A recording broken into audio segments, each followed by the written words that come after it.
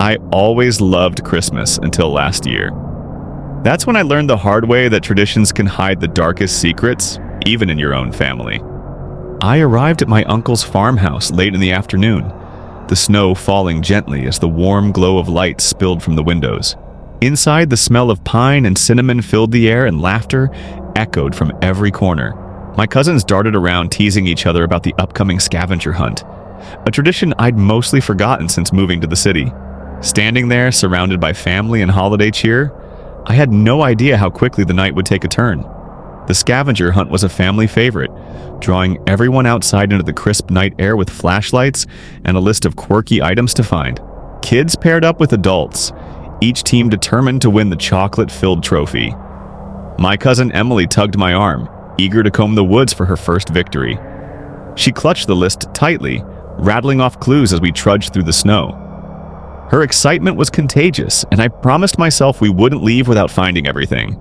Emily and I moved deeper into the woods, her flashlight beam bouncing across the snow. The laughter and chatter from the others grew distant until it was just us and the muffled crunch of our boots. Her excitement turned to quiet focus as we searched, spotting a few items tucked near tree roots. Then we noticed a single trail of large, deep footprints, leading away from the marked path. The tracks were uneven, as if someone had been dragging something heavy. The footprints led us to a mound of snow, uneven and out of place in the otherwise smooth ground. Emily hesitated, gripping my arm, but I knelt and brushed the snow away, revealing a burlap sack tied with thick rope. It was heavy, and curiosity got the better of me. As I untied the knot and pulled it open, I froze, staring at the contents. A tangle of bloody animal bones and a crudely stitched Christmas doll with its face sewn shut. Emily tugged my sleeve, whispering that we should head back, but I urged her to stay, insisting we couldn't lose the hunt over someone's strange joke. We pressed on, scanning the trees, though the sack lingered in my mind. A crunching sound broke the silence, and we turned, expecting to see another team. Instead, a figure stood in the shadows of a tall tree, draped in a long coat and wearing a Santa hat. It didn't move, just watched. We ran full speed back to the farmhouse, my heart pounding as we burst through the door and slammed it shut. I locked it, shouting for everyone to come inside and secure the doors. Laughter erupted, some family members assuming we were adding drama to the scavenger hunt. I refused to explain, checking the windows instead. Minutes later, when we looked outside, the woods were still and untouched. No footprints, no figure, just fresh snow falling softly over the frozen ground. I haven't joined another Christmas scavenger hunt since. Maybe it was a prank, or maybe it was something worse. All I know is that some traditions are best left forgotten.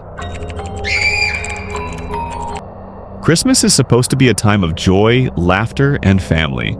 That's what I thought too until last year when I found myself standing in a freezing garage, trying to keep a secret that no one should ever have to carry. Every Christmas we gather at my in-laws' farmhouse, a loud, chaotic tradition filled with laughter, kids tearing through wrapping paper, and the smell of roast turkey. Last year was no different, at least on the surface. I busied myself helping with decorations while my wife set the table, but her brother arrived late, slipping in quietly. His unease barely registered amid the holiday commotion. If I had paid closer attention to the way he avoided me, I might have realized what the night would bring. As dinner preparations filled the house, I was asked to grab extra chairs from the garage. The door creaked slightly as I pushed it open, and a faint noise from inside made me pause, like something scraping against concrete. I shrugged it off, thinking it was just the wind or a stray animal. The garage was dim, and a sharp metallic scent lingered in the air. I found the chairs but stumbled over something bulky, wrapped tightly in a tarp against the back wall. I couldn't resist lifting the edge of the tarp, my hands trembling. Beneath it lay a plastic container, blood-streaked and tightly duct-taped, with faint smears leading to it. My heart pounded as I stared, the reality sinking in. This wasn't just junk. Something awful had happened here. Just as I stepped back, I heard the creak of the door. My brother-in-law stood there, his nervous laugh echoing in the cold air. "Old hunting stuff," he said. I nodded but didn't believe him for a second.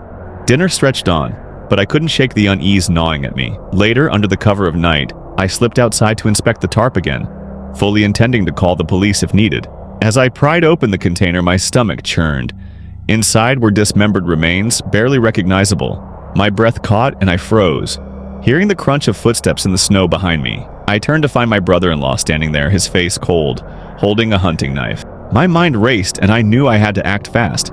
I knocked over a pile of tools, the clatter echoing through the garage. The sound reached the house, and the tension broke with shouting from inside. My brother-in-law's eyes widened as he realized he'd been caught. He stepped back, his grip tightening on the knife, but didn't make a move. Moments later, the family rushed out and the authorities arrived.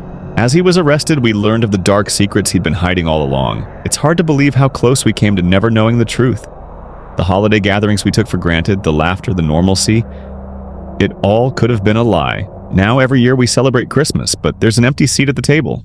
Each time I see that chair, a chill runs through me, and I can't help but wonder, how many secrets do we never see hiding in plain sight, buried beneath the surface of what we think we know? Lily and I had just moved into this quiet suburban neighborhood, eager to start fresh. As a 32-year-old IT consultant, I appreciated the peaceful escape from the city. For our first Christmas together in the new house, we'd planned a simple day, just us, no big events. But when I woke up that morning, the bed beside me was empty. The house was quiet, the kind of stillness that usually meant she was busy with something, only she wasn't anywhere. I walked into the living room expecting to find Lily sorting through gifts or sipping coffee, but it was empty. Her phone sat on the kitchen counter, buzzing with notifications. Odd, since she never went anywhere without it. Unease crept in as I tried to piece things together. She'd mentioned running out for wrapping paper late last night, but I hadn't heard her come back. I glanced around, checking for any sign of her, but the house felt unusually still. On the dining table, an envelope I didn't recognize caught my eye, addressed to the owners. We hadn't left anything there last night. Curious, I opened it and read the single line scrawled in red ink. "Do you know where she is?" My chest tightened as I immediately checked the doors and windows. Everything was locked, no signs of forced entry. I couldn't understand how it had gotten there. But one thing was clear, someone else had been inside. I hurried to the garage hoping to find her car gone, but it was parked neatly in its spot, untouched. Calling her name, I searched every room again, my voice echoing through the empty house. There was no response, no sign of her anywhere. Stepping into the backyard for fresh air, I noticed the gate swinging slightly, just enough to catch my attention. It hadn't been like that before. My pulse quickened as I followed the trail leading outside. In the frost-covered ground, faint footprints led from our yard toward the neighbor's house. I followed them, my breath visible in the cold morning air. Their Christmas decorations caught my eye. The tree lights flickered unevenly, and the wreath hung lopsided like it had been hastily thrown back on the door. The house seemed quiet, too quiet despite the holiday. I hesitated for a moment, then stepped closer, peering at the darkened windows for any sign of movement. I knocked on the neighbor's door, but no one answered. Leaning closer to the window, I spotted a gift-wrapped box on the floor, its side stained with something dark. My stomach churned as I tried to process what I was looking at. A voice behind me broke the silence. "Looking for someone?" Turning, I saw the neighbor, his smile too wide, too deliberate. In his hands, he held a snow shovel, its metal edge streaked with something unmistakable. The man stepped closer, his shovel dragging against the ground.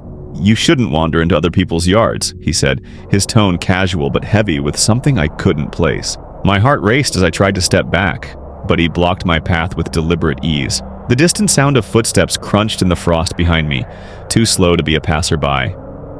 My pulse thundered in my ears as I realized, too late, I hadn't been nearly careful enough. As the neighbor stepped closer, I bolted, adrenaline surging through me. I sprinted back toward the gate, but the frost made the ground slick and I stumbled. Behind me, the scrape of the shovel grew louder. "No need to rush," he called, his voice mocking. I reached the gate and flung it open, slamming it behind me as I ran toward the house. My hands shook as I fumbled with the lock. Just as the door clicked shut, a heavy thud landed against it. My breath came in ragged gasps as I backed away, his shadow visible through the frosted glass. I barely made it inside, slamming the door just as he reached it. His shovel struck the wood with a deafening thud, but the lock held. Heart racing, I grabbed my phone to call the police, my eyes never leaving the door. By the time they arrived, the yard was empty, the footprints in the frost already fading. The neighbor was gone, leaving behind only the stained shovel leaning against my gate. I never saw him or Lily again. If you found these stories horrific, don't forget to hit that like button and subscribe for more true horror stories. Have you ever experienced something that made you question who you can really trust? Share your thoughts and any similar experiences in the comments below. I'd love to hear your stories. And remember, always double check those gates. You never know who's lurking just beyond your doorstep. Stay safe, and I'll see you in the next video.